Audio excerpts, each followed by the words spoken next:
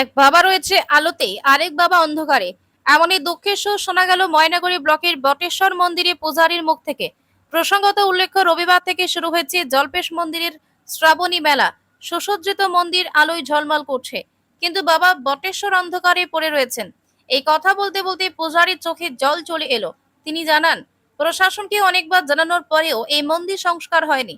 শুধু তাই নয়, একটি কলেরও ব্যবস্থা নেই যেখানে হাত পা ধুয়ে ভক্তরা পুজো দেবেন।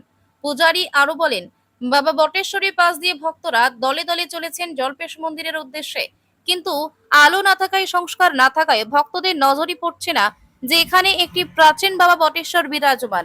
জল্পেশ মন্দিরের মতো বড় মন্দিরের প্রয়োজন নেই, শুধু একটু আলো আর সামান্য একটু সংস্কার যদি প্রশাসনের পক্ষ থেকে করা হয় তাহলেই আমরা খুশি। উল্লেখ্য, এই ঐতিহাসিক বটেশ্বর মন্দির জলপাইগুড়ি জেলার পবিত্র শৈব তীর্থক্ষেত্র ময়নাগুড়ি ব্লকের ইন্দিরামোড় থেকে জল্পেশ মন্দির যাওয়ার পথে রাস্তার মাঝখানে বাঁ দিকে পড়বে। ঐতিহাসিক এই বটেশ্বর মন্দির আদতে বৌদ্ধ স্তূপ না শিব মন্দির না কোনো লৌকিক দেবদেবীর মন্দির, তা নিয়ে গবেষকদের মধ্যে যথেষ্ট কৌতূহল রয়েছে। আবার ঐতিহ্যমণ্ডিত এই মন্দির ঠিক কত দিন আগের এবং কার দ্বারা নির্মিত তা নিয়ে মত পার্থক্য রয়েছে, কারণ এর কোনো নির্মাণকালীন লিপি পাওয়া যায়নি। দীর্ঘদিন যাবৎ মন্দিরের ভেতরে অপূর্ব কারুকার্য মণ্ডিত চারকোনা বেলে পাথরের গায়ের উপর খোদাই করা মূর্তিগুলো চারপাশে ছড়িয়ে ছিটিয়ে থাকার ফলে সেগুলো প্রাকৃতিক কারণে নষ্ট হয়ে যাচ্ছে, আবার কিছু চুরিও হয়ে যাচ্ছে। 10 থেকে 12 বছর আগে জলপাইগুড়ি জেলা পরিষদ মন্দিরের চারপাশে ইটের সামনে প্রাচীর তুলে দিয়েছে, কিন্তু কোনো পাহারাদার নিয়োগ না করার ফলে দিনরাতে জায়গাটি সম্পূর্ণ অরক্ষিত অবস্থায় পড়ে থাকতে দেখা যায়। কিন্তু মন্দিরটির করুণ অবস্থা ও তার চারপাশে জঙ্গলময় পরিবেশ দেখে তারা হতাশ চিত্তে ভক্তি ভরে মন্দির পরিদর্শন করে চলে যান। ভাঙা শিব মন্দিরের গায়ে বিরাট বটগাছ ডানা মেলে চারপাশ ছেয়ে ফেলেছে, আর তার ডালে ডালে বাঁধা আছে রঙিন কাপড়। আশা করা যায় ভবিষ্যতে এই মন্দির সেই অতীতের মতো পুনরায় জনগণের কলকলতে, পুরোহিতের মন্ত্রোচ্চারণে, মেয়েদের শাখ উলুধ্বনিতে মুখরিত হয়ে উঠবে মহাদেবের এই পবিত্র এলাকা। সেই দিনের আশায় দিন কাটছে বটেশ্বর মন্দিরে পুরোহিত স্থানীয়দের মধ্যে। এই বিষয়ে ময়নাগুড়ি ব্লক সমষ্টি উন্নয়ন আধিকারিক প্রসেনজিৎ কুণ্ডু জানিয়েছেন, বটেশ্বর মন্দিরে একটি কমিটি রয়েছে। কমিটির পক্ষ থেকে বিষয়টি আমাকে জানানো হলে আমি উক্ত বিষয়টি ব্যবস্থা নেব। পাশাপাশি মন্দির সংস্কার, বাউন্ডারি ইত্যাদি বিষয়ে ঊর্ধ্বতন কর্তৃপক্ষকে জানানো হয়েছে। আমাদের দিক ভীষণ থেকে চেষ্টা দুঃখের চালানো ব্যাপার আর হচ্ছে। কি, যে মনে করেন পাশ দিয়ে এক মন্দিরকে ওভারটেক করে জলপেশে যাচ্ছে। আজকের দিনে দেখেন জলপেশে কত আলো টালো দিয়ে ভর্তি একদম লোকজন, কিন্তু আমাদের এই বাবা অন্ধকারে পড়ে আছে। এটা যে কি মহিমা, এক বাবা আছে আলোর মধ্যে, এক বাবা আছে অন্ধকারের মধ্যে। তো এটা কী বলবো, এটা মানে ভীষণ দুঃখের ব্যাপার। এর আগেও অনেক প্রশাসনের কাছে আবেদন করা হয়েছে, আমরাও গেছিলাম। হ্যাঁ, তো তারপরে তো প্রশাসনের কী ব্যাপার, প্রশাসন দেখছে না ব্যাপারটা, এই আর কি। এটা প্রত্যেক বছরই শ্রাবণী মেলায় কি এই অন্ধকারই থেকে? হ্যাঁ, অন্ধকারই থাকে। গেলবার আমার ব্যক্তিগত একটা লাইট লাগাইছিলাম এখানে, আর ব্যক্তিগতভাবে কত করা যায় বলেন। আর তার মধ্যে ফাল্গুন মাসে যে চতুর্দশী, সেই চতুর্দশী তো আমাদের এখানে ভালোই ভক্ত হয়। তখন আমরা এদিককার পাড়া প্রতিবেশী, হ্যাঁ, তারপরে সবাই মিলে চাঁদা টাদা দিয়ে ওই শিব চতুর্দশী দিন পূজা করা হয়। মোটামুটি তবু 1,5-2 হাজার ভক্তরা আসে জল ঢালার জন্য। আমি এখানকার পূজারি।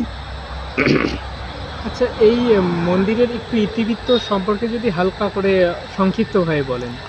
সংক্ষিপ্তভাবে বলবো মানে কি, আমার বয়স তো মোটামুটি 50 চলতেছে। তো আমার তো জন্মর অনেক অনেক আগের কথা। আমার মনে হয় না এখন কেউ এরকম লোক জীবিত আছে যে আমাদেরকে কেউ বলবে এই মানে এই মন্দির সম্বন্ধে। হয়তো বাপ ঠাকুরদা কিছুটা হয়তো বলতে পারবে, তা টোটালটা হয়তো বলতে পারবে না আর কি। অনেক প্রাচীন তো, আর এখানে অনেক দেখারও জিনিস আছে তো, যেটা জলপেশেও নাই। এইখানে দেখেন বড় বড় পাথরগুলোর মধ্যে পাথরের গায়ে খোদাই করা বিভিন্ন রকমের দেবদেবতার মূর্তি পর্যন্ত আছে।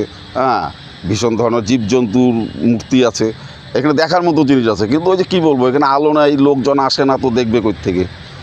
এই পাথরের গায়ে আমরা জানি যে জ্যোতির্লিঙ্গের মধ্যে কিন্তু পাথরের গায়ে খোদাই করা কিছু দেবদেবীর মূর্তি আছে, যেমন গণেশ, বিষ্ণু।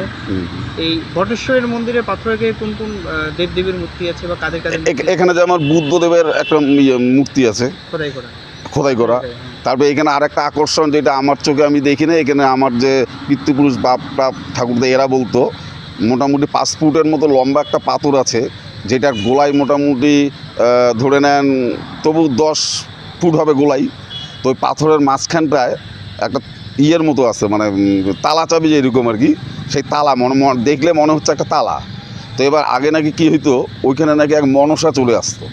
মনসা আসার পর নাকি অটোমেটিক ওই পাথরের যে তালার জায়গাটা ওটা ফাঁকা হয়ে যেত, মনসা নাকি ঢুকে যেত। এটা এখানকার আমাদের ঠাকুর দ্বারা দেখছে, বয়স্ক যারা আছে তারা দেখছে, তারা ওইভাবে আমাদেরকে বলছে। আমি নিজে কোনোদিন দেখিনি, কিন্তু এরা বলছে, এটা শুনছি আর কি। এই ধরনেরও জিনিস এখানটায় আছে। কিন্তু এখানে তো অনেক পাথর দেখতে পাওয়া যায়। হ্যাঁ, অনেক পাথর। অনেক পাথরের গায়ে কিন্তু খোদাই করা আছে। হ্যাঁ হ্যাঁ হ্যাঁ, মানে বেশিরভাগ পাথরে আমি দেখেছি মানে খোদাই করা আছে। কোন কোন দেবদেবীর আছে? বুদ্ধ বাদ দিয়ে আবার আর বুদ্ধ, তারপরে যেমন একটা মনসার ছবি আছে। তারপর মনে করেন মানে অনেক সময় তো ওটা বোঝা যায় না, তো ওটা কোন কোন মূর্তি। তারপরে যেমন একটা সিংহ, একটা সিংহরও আছে, আমি দেখছি। এটা আমি নিজেই দেখা, এখনও আপনারা গেলেও দেখতে পাবেন।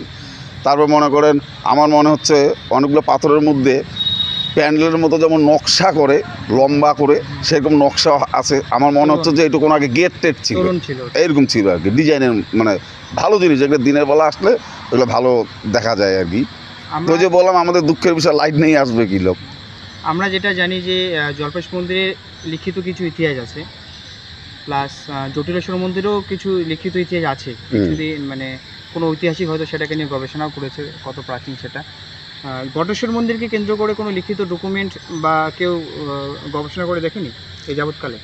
না, এরকম তো আমার মানে চোখে পড়ে নাই। আর ওই যে বললাম যে এটা সম্বন্ধে হয়তো মানে এরকম লোক মনে বাইচে নাই যে সে বলতে পারবে যে তার চোখের সামনে ঘটনা হয়েছে, এরকম লোক পাওয়া যাবে না মনে হয়।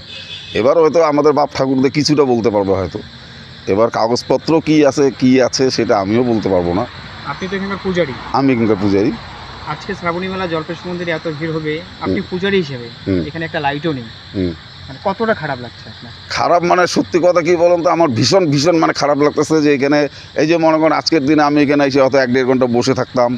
হ্যাঁ, এদিক দিয়ে লোকজন যাইতো, কিন্তু কী করবো এখানে আমি একা, কী ভয়ে থাকবো, মানে কেমন করে থাকবো? আমারও তো একটা প্রাণের ভয় আছে। তো তারপরে মনে করেন একটা লোক আইসা হয়তো মন্দিরে প্রবেশ করবে, একটা জলের ব্যবস্থা নাই যে সে হাত পা ধুয়ে মন্দিরে ঢুকবে।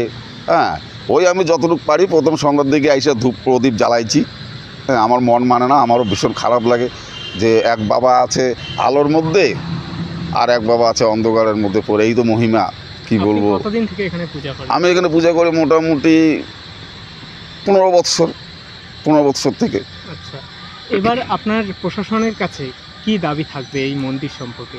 প্রশাসনের কাছে দাবি আমার এইটাই, আমার এবং আমার যে এখানে একটা কমিটি আছে, কিন্তু একটা বলতে ভুলে গেলাম, এখানে কিন্তু একটা কমিটি আছে। হ্যাঁ, ওই যে পাথর সরাসরির ব্যাপারে একটা ঝামেলা হয়েছিল, ওই ব্যাপারে ডিএম টিএম সবাই আসছিলো, বিডিও আসছিলো, এসে বলছিল যে আপনারা একটা টেম্পল কমিটি বানান, তারপরে আমাদের সাথে যোগাযোগ করেন। তারপর দেখেন একটা কমিটি বানানো হয়েছিল, সভাপতি সম্পাদক এইভাবে একটা কমিটি বানানো হয়েছিল। তারপর কিছুদিন আগে মোটামুটি ডিএম অফিস থেকে আমাদের ফোনও করে কোন পর্যটক আসবে এই মন্দির, জল্পেশ মন্দির, জটিলেশ্বর মন্দির এটা দেখার জন্য। সেই ডিএম অফিসে আমরা মিটিংয়েও প্রেজেন্ট ছিলাম। প্রেজেন্টে যাই ডিএম এর সাথে যতগুলো আলোচনা করছে, করার পরে তারপর তো আসে নাই। তারপরও পরে আসবে বলছে, পরে আবার আমাদেরকে ফোন করে বলে দিছে যে এখন যাবে না, পরে যাবে, যখন যাবে জানাবো। তো আমাদের প্রশাসনের কাছে এইটাই আপত্তি, বা আমার তরফ থেকে এবং কমিটির পক্ষ থেকে এবং জনসাধারণের কাছ থেকে আমাদের আপত্তি যে আমাদের শুধু মন্দিরটা একটু আলোর মনে করে দেখ, আর একটু সৌন্দর্য করুক, এইটুকু। আমাদের জল্পেশের মতো বড়োর দরকার নেই। হ্যাঁ, মানে কোনোরকম যাতে একটা লোক আসে সেই পরিস্থিতিটা যাতে থাকে। এখানে বললাম না, একটু নাই জল, এক ভক্ত আসবে, এসে একটা পা ধুয়ে যে মন্দিরের মধ্যে প্রবেশ করবে, তারও কোনো ব্যবস্থা নেই। এখানে নাই একটা লাইট। এটা কি প্রশাসনের চোখে খারাপ লাগতেছে না? আজকে এর পাশ দিয়ে গিয়েই জলপেশে কত সুন্দর আলোময় হচ্ছে। হ্যাঁ, তো এক বাবাকে অন্ধকারে ফেলে রেখে আর এক বাবাকে আলোতে রাখলো, এটা তো মানে কেমন ঘটনা এটা, এই আর কি।